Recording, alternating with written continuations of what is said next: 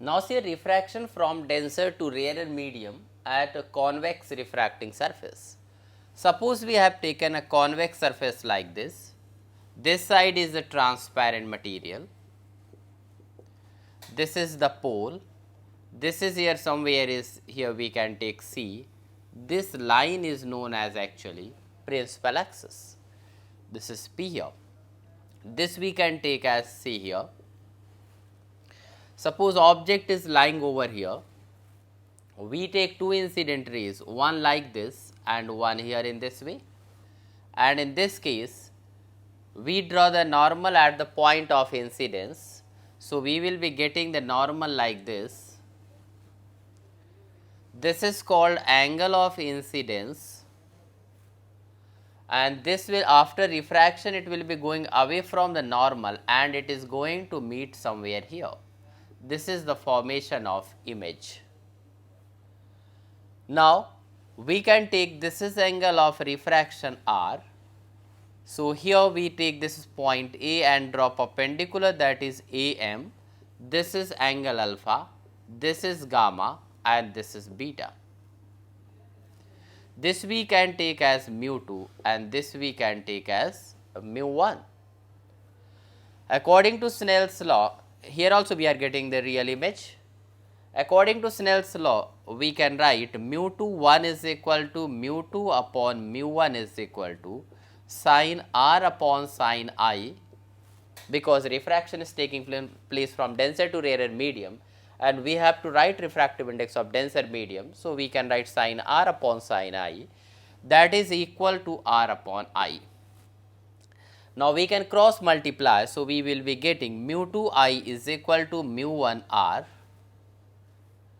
and now we can get the value of I here. So, if we look at the triangle ACO, so we can write gamma is equal to I plus alpha.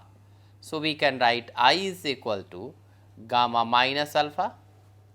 Similarly, R is exterior angle in triangle ACI. So, we can write R is equal to gamma plus beta. So, put these two values in this one. So, it will become mu2 gamma minus alpha is equal to mu1 gamma plus beta. For small angles, we can convert it to in the tan or in the tangent part here. So, it will become now mu2 tan gamma minus here this is tan alpha is equal to mu1 tan gamma plus tan beta. Now, we can write the values of tan alpha, tan beta, tan gamma from these triangles, different triangles here. For the tan gamma, it is a AMC, that is a tan gamma is equal to AM upon MC, tan alpha is equal to AM upon MO and tan beta is equal to AM upon MI.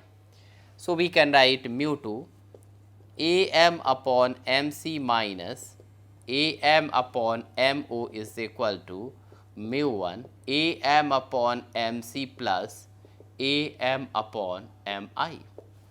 AM and AM will get cancelled from both the sides and we can collect the terms where denominator is MC. So, we can write mu2 minus mu1 upon MC is equal to mu1 upon Mi plus mu2 upon Mo.